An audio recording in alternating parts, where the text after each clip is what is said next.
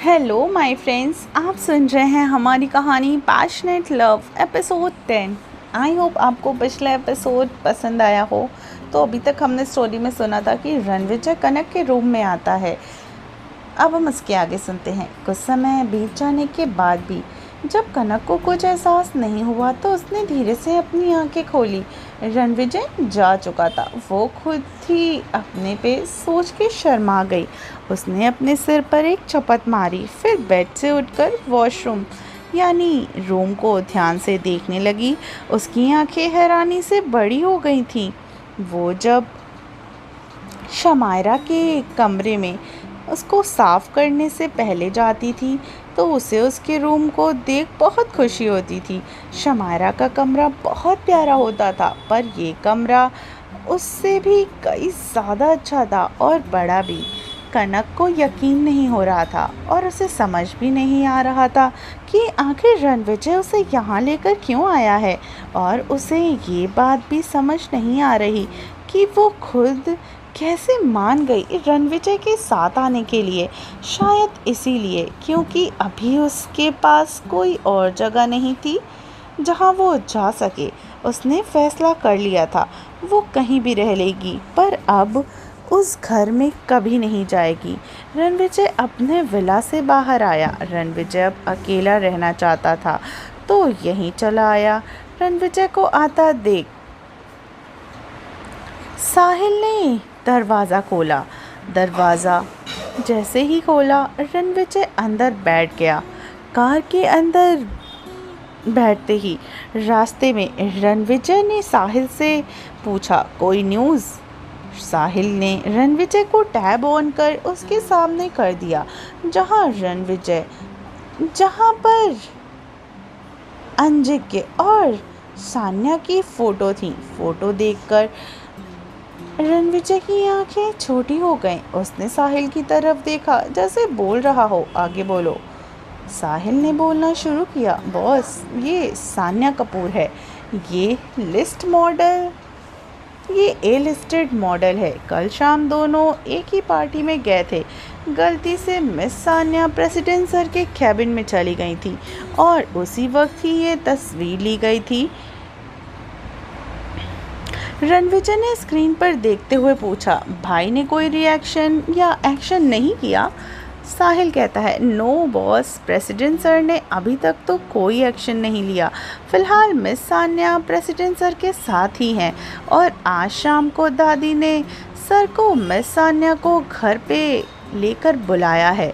Sir ने दादी से कहा है कि वो दोनों एक दूसरे को पसंद करते हैं। साहिल की बात सुनकर रणविजय के चेहरे पर एक मुस्कुराहट आ गई।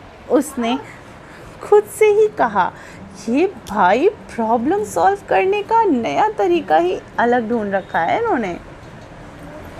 शाम का वक्त सान्या पार्टी हॉल में सबसे बातें कर रही थी। आज पार्टी में सबकी सेंटर ऑफ अट्रैक्शन वही थी। इनफैक्ट हमेशा ही होती है, पर इस बार कुछ ज़्यादा ही। सान्या की खूबसूरती के सब दीवाने हैं, पर सान्या इन सब से खुद को दूर ही रखती है। उसने अपनी काबिलियत से ही ये मुकाम हासिल किया है और आज वो सबके दिलों पे राज करती थी। उसका सपना तो बचपन से ही मॉडल बनने का था, पर जब उसके भाई की तबीयत खराब हुई तो उसने अपने सपनों पर ध्यान नहीं दिया। लेकिन कुछ ही दिनों के बाद उसे मॉडलिंग का एक ऑफ़र आया। सान्या को पैसे की ज़रूरत थी, इसलिए उसने फिर से अपने सपने को पूरा करने का ठान लिया। पार्टी में बहुत सारे रिपोर्टर्स भी आए हुए थे। वो हॉल के बाहर ही खड़े थे। अभी पार्टी लगभग ख़त्म होने को ही थी कि सब बाहर आ रहे थे। सान्या के साथ उनकी मैनेजर थी, उसका असिस्टेंट, जो कि सान्या को प्रोटेक्ट कर कर ले जा रहा था। रिपोर्टर ने जब सान्या को देखा तो वो दौड़कर उनके पास चले आए और अपना अपना सवाल उनसे दागने लगे, यानी सवालों का बौछार उनके ऊपर छोड़ने लगे। पहला रिपोर्टर, मिस सान्या, आप कुछ कहना चाहेंगी कल की वायरल फ़ोटो के बारे में? दूसरा रिपोर्टर, मिस सान्या, क्या वो फ़ोटोज़ रियल हैं? क्या सच में उस फ़ोटो में मैं, आप और मिस्टर प्रेसिडेंट ही हैं? तीसरा रिपोर्टर, मिस सान्या, क्या आप और प्रेसिडेंट एक दूसरे के साथ हैं? क्या आप दोनों आगे शादी करने वाले हैं? रिपोर्टर सान्या की तरफ बढ़ने लग रहे थे, तभी ही ब्लैक यूनिफॉर्म में कुछ गार्ड्स आए और वो सान्या को कवर करने लगे। वो लोग रिपोर्टर को सान्या के पास तक नहीं आने दे रहे थे। ये राठौर फैमिली के वेल ट्रेन बॉडीगार्ड थे जो अंजिक ने सान्या के लिए ही रखे थे। उनके ऑर्डर पे ही दिया गया था, अगर कुछ ऐसी प्रॉब्लम आए तो वो लोग सान्या को प्रोटेक्ट कर सके। पर इन सब के बीच सान्या की हील्स थोड़ी सी मुड़ गई, जिस वजह से वो गिरने लगी। वो गिरती इससे पहले ही मजबूत हाथों ने उसे उसकी कमर से पकड़ लिया। ही फ्रेंड्स, ये किसके मजबूत हाथ है जिसने सान्या की कमर को पकड़ा? और अगर इसके बारे में अंजिक को पता चलता है तो क्या होगा उसका रिएक्शन?